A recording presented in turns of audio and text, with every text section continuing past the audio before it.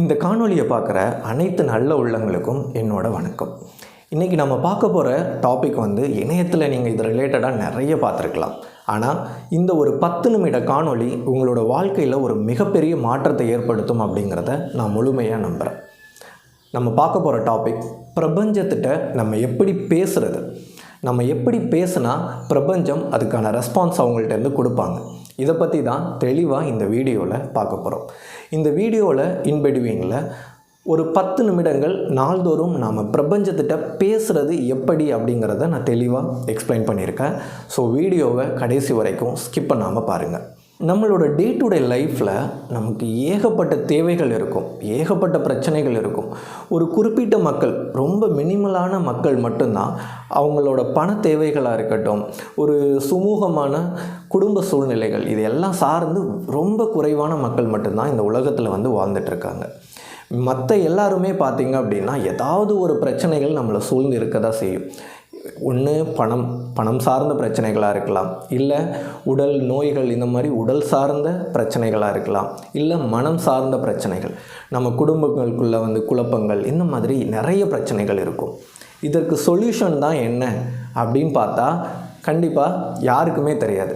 திடீர்னு நமக்கு ஒரு மிகப்பெரிய ஒரு பண தேவைப்படுது, நாளைக்கே லோன் இஎம்ஐ கட்டணும், திடீர்னு ஒரு ஹாஸ்பிட்டல் எமர்ஜென்சி, திடீர்னு வேலை வாய்ப்பு போயிடுச்சு, இந்த மாதிரி பல சூழ்நிலைகளில் நமக்கு பண தேவைகள் வரும். நம்ம உடனே என்ன பண்ணுவோம், நமக்கு தெரிஞ்சவங்க தெரியாதவங்க எல்லாருக்குமே ஃபோன் பண்ணி கடன் கேட்போம், இல்லை இருக்கிற இடங்களை வச்சு ஏதாவது பணத்தை பரட்ட ட்ரை பண்ணுவோம். எதுவுமே முடியாத பட்சத்தில் நம்ம சோர்வடைஞ்சு உட்காந்துருந்தாலும் அந்த பணம் நமக்கு வரணும் அப்படின்னு இருந்ததுன்னா நீங்கள் ஆத்மார்த்தமாக பிரபஞ்சத்திட்ட கேட்டிங்க அப்படின்னா கண்டிப்பாக அவங்க உங்களுக்கு உதவி பண்ணுவாங்க. ஒரு குடும்பத்துக்குள்ள பிரச்சனை, ஒரு மனதளவில் ஒரு குழப்பமான கஷ்டமான ஒரு சூழ்நிலையில் நீங்கள் இருக்கீங்க, பணமெல்லாம் இருக்குது, பட் ஆனால் ஒரு நிம்மதியே இல்லை அப்படின்ற மாதிரி ஏதோ ஒரு காரணங்கள் இருக்கலாம். அந்த மாதிரி இடத்துல நீங்கள் என்ன பண்ணுவீங்க, மனம் விட்டு அதை ஒரு 4-5 பேர்கிட்ட ஷேர் பண்ணுவீங்க. உங்களோட நண்பர்களாக இருக்கலாம், உறவினர்களாக இருக்கலாம், யாராக வேணாலுமே இருக்கலாம். ஆனால் நீங்கள் ஷேர் பண்ணுறத கேட்குறவங்க உண்மையாலுமே உங்கள் மேலே அதீத அன்பு கொண்டவங்களாக இருப்பாங்க அப்படிங்கிறதுக்கு என்ன நிச்சயம் இருக்குது? நீங்கள் ஷேர் பண்ணும்போது உங்களுக்கு இருக்க வழி அவங்களுக்கும் ஏற்படணும் அப்படிங்கிறது இல்லை இல்லையா? அவங்க ஆப்வியஸாக நம்ம ஒரு கஷ்டத்தை சொல்லி ஷேர் பண்ணும்போது அதில் ஆனந்தம் அடைகிறவங்களும் நிறைய பேர் இருக்காங்க. ஸோ இந்த சூழ்நிலையில் நமக்கு ஒரு கஷ்டம், நமக்கு ஒரு நிம்மதி இல்லாத நிலைமை, இப்படியெல்லாம் இருக்கும்போது இதற்கு எந்த ஒரு பிரதிபலனும் எதிர்பார்க்காமல் நமக்கு ஒருத்தங்க அதிலேருந்து உதவி செய்வாங்க அப்படின்னா அது வேறு யாரும் இல்லை, நம்மளோட பிரபஞ்சம்தான். சரி, இதெல்லாம் ஓகே, இதுக்கெல்லாம் பிரபஞ்சம் ஹெல்ப் பண்ணுவாங்க. ஆனால் எனக்கு பிரபஞ்சத்திட்ட எப்படி பேசுகிறதுன்னு தெரியாதேப்பா அப்படின்ற மாதிரி நிறைய பேருக்கு டவுட் இருக்கும். நான் எனக்கு ஒரு பணம் சார்ந்து இல்லை நிம்மதி சார்ந்து ஏதோ ஒரு பிரச்சனை இருக்குது அப்படின்னா நான் அதை மனசார நினச்சேன் அப்படின்னா பிரபஞ்சம் சால்வ் பண்ணிடுவாங்களா? இல்லை நான் கண்ணீர் விட்டு அழுதேன் அப்படின்னா பிரபஞ்சம் சால்வ் பண்ணிடுவாங்களா? இல்லை நான் ஒரு இடத்துல அமைதியாக உட்காந்து ஹாப்பியாக ஒரு முழுமையான நம்பிக்கை இது எனக்கு சால்வ் ஆகிடும் அப்படின்னு நான் 1000 தடவை எழுதுனேன்னா பிரபஞ்சம் சால்வ் பண்ணிடுவாங்களா? கண்டிப்பாக கிடையவே கிடையாது. அதற்கு ஒரு சில வழிமுறைகள் இருக்குது. அதை நம்ம முறையாக பின்பற்றணும் அப்படின்னா ஆப்வியஸாக பிரபஞ்சம் நமக்கு செஞ்சு கொடுத்துருவாங்க. ஸோ முழுமையாக நம்ம எப்படி பிரபஞ்சத்திட்ட பேசுகிறது அப்படிங்கிறத பார்க்குறதுக்கு முன்னாடி என்னோடய வாழ்க்கையில் பிரபஞ்சத்தினால் நான் அடைஞ்ச ஒரு பிரதிபலன் அதை உங்கள்கிட்ட நான் தெரியப்படுத்த விரும்புகிறேன். ஆப்வியஸாக எனக்கு இது இந்த இன்சிடெண்ட் நடந்து ஒரு 10 வருடங்களுக்கு மேலே ஆயிடுச்சு. ஸோ எனக்கு அப்போல்லாம் இந்த பிரபஞ்சம் அது இது இந்த மாதிரிலாம் ஒரு அண்டர்ஸ்டாண்டிங்கே கிடையாது. ஏன்னா நான் அப்போ தான் என்னோடய கல்லூரி படிப்பை முடித்து நான் வேலையில் ஜாயின் பண்ண டைம். இந்த ஓரிரு ஆண்டுகளாக தான் பிரபஞ்சம் பற்றின ஒரு அண்டர்ஸ்டாண்டிங் வரும்போது நம்மளோட வாழ்க்கையில் பிரபஞ்சம் நமக்கு என்ன கொடுத்துருக்கு அப்படிங்கிறத நான் நினைவு கூறும்போது தான் எனக்கு ஒரு சில விஷயங்கள் ஞாபகம் வந்தது. அதில் முதன்மையான விஷயம் என்ன அப்படின்னா 2013 வருஷம் நியர்லி நான் அப்போ தான் என்னோடய கல்லூரி படிப்பை நான் முடித்ததும் என்ன பண்ணால் ஒரு தனியார் மேனுஃபேக்சரிங் கம்பெனியில் தான் என்னோடய ஜாப் நான் ஃபஸ்ட்டு ஜாப்பை தான் போனேன். அங்கே வேலைகள் எப்படின்னு பார்த்தீங்கன்னா 2 ஷிஃப்ட்டு தான், ஃபுல்லாக மேனுஃபேக்சரிங். காலையில் 8 மணிலேருந்து நைட் 8 மணி வரைக்கும் ஒரு ஷிஃப்ட்டு. 2வது ஷிஃப்ட்டு பார்த்திங்க அப்படின்னா நைட் 8 மணிலேருந்து காலையில் 8 மணி வரைக்கும் 2 ஷிஃப்ட்டு, 12 மணி நேரம் வேலை. சம்பளமும் எதிர்பார்த்த அளவுக்குலாம் இல்லை. இதே மாதிரி ஒரு வாரம் ஒரு மாதம் நான் கிட்டத்தட்ட போயிட்டே தான் இருந்தேன். அதுக்கப்புறம் பார்த்தீங்க அப்படின்னா இந்த ஷிஃப்ட்டும் வந்து எப்படி ரொட்டேஷனில் வரும் அப்படின்னா, ஒரு வாரம் வந்து நீங்கள் பகல் ஷிஃப்ட் பார்த்தோம் அப்படின்னா 2வது வாரம் வந்து இரவு நேரங்களில் வேலை பார்க்குற மாதிரி இருக்கும். உடல் அளவில் வந்து எனக்கு அந்த 1 மாத காலத்திலேயே வந்து ஏகப்பட்ட பிரச்சனைகள் வந்துருச்சு. ஏன்னா நைட்டில் எனக்கெல்லாம் தூக்கம் முழிச்சு பழக்கமே கிடையாது.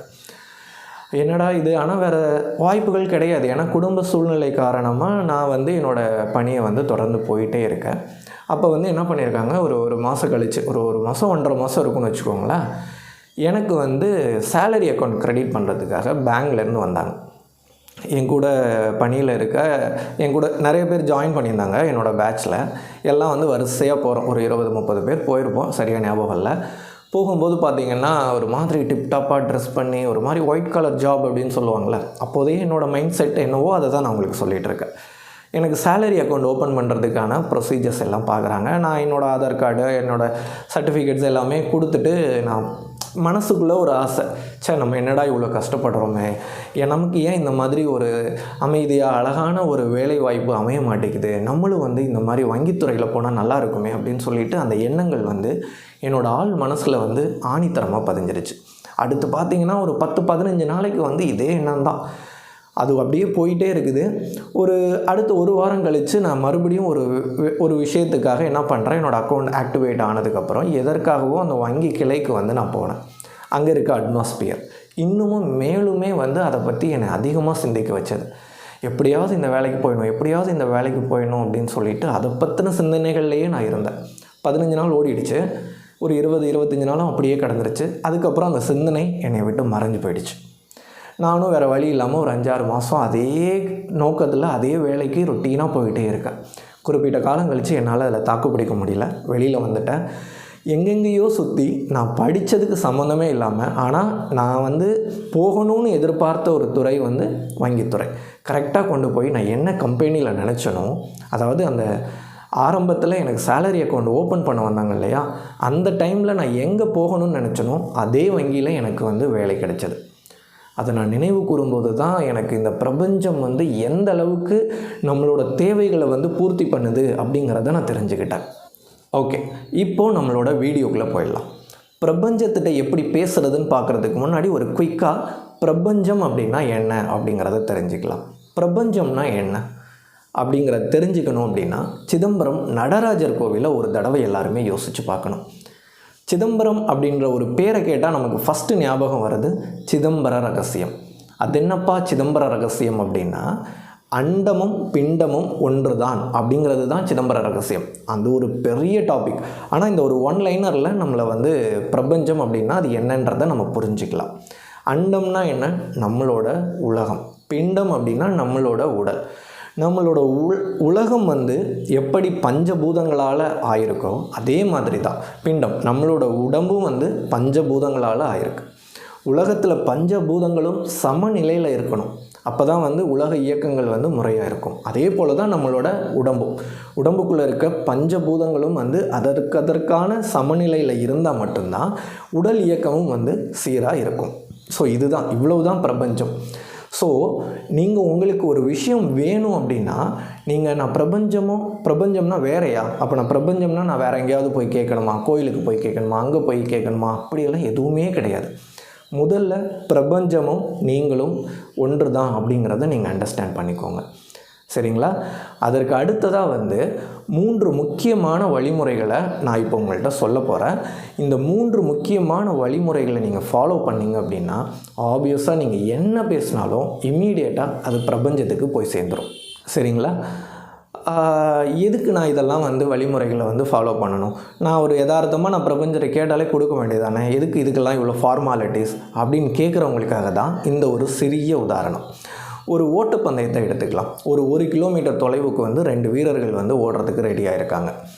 ஒரு வீரர் பார்த்திங்க அப்படின்னா முழுமையாக அத்லெட், அவங்க அதுக்கு தேவையான உடற்பயிற்சிகள், உணவு பழக்க வழக்கங்கள் எல்லாத்தையுமே ஃபாலோ பண்ணுறவங்க. இன்னொருத்தவங்க வந்து உடற்பயிற்சி எதுவுமே செய்யாமல் ஒரு உட்கார்ந்த இடத்துலேருந்து வேலை பார்க்குற ஒரு அசம்பந்தமான ஆள் அப்படின்னு வச்சுக்கோங்க.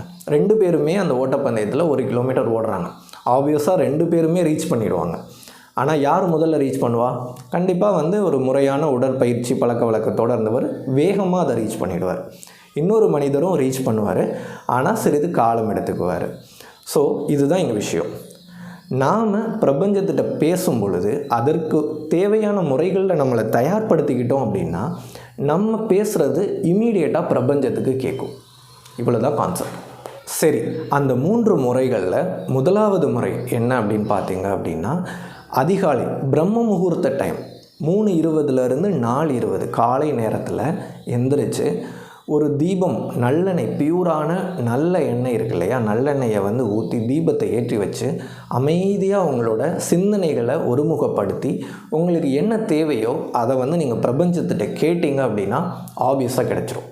காரணம் என்ன அப்படின்னா, அந்த அதிகாலை அப்படிங்கிறது 99% மக்கள் இன்றைக்கி அந்த டைமில் தூங்கிக்கிட்டு தான் இருப்பாங்க.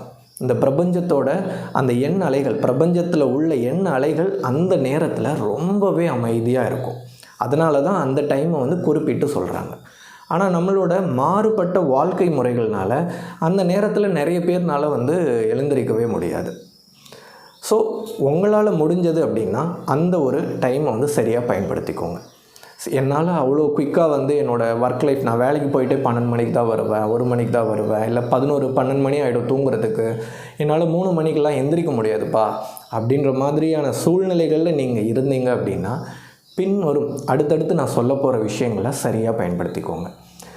எந்த டைமில் வேணாலுமே இந்த முறைகளை பயன்படுத்திக்கலாம். ஒரு நாளைக்கு 10 நிமிடங்கள் போதும். கண்டினியூவாக இதை நீங்கள் ஃபாலோ பண்ணிட்டு வாங்க, இம்மீடியட்டாக ரெஸ்பான்ஸ் கிடைக்கும். என்ன அப்படின்னா, ஒரு 10 நிமிடத்தை 2ஆக பிரிச்சுக்கோங்க. சரிங்களா? அது நீங்கள் தூங்குறதுக்கு முன்னாடி இருந்ததுன்னா இன்னமுமே பெட்டர். ஒரு அமைதியான நிலையில் நீங்கள் உங்கள் பெட்டுக்கு கூட போய்க்கோங்க.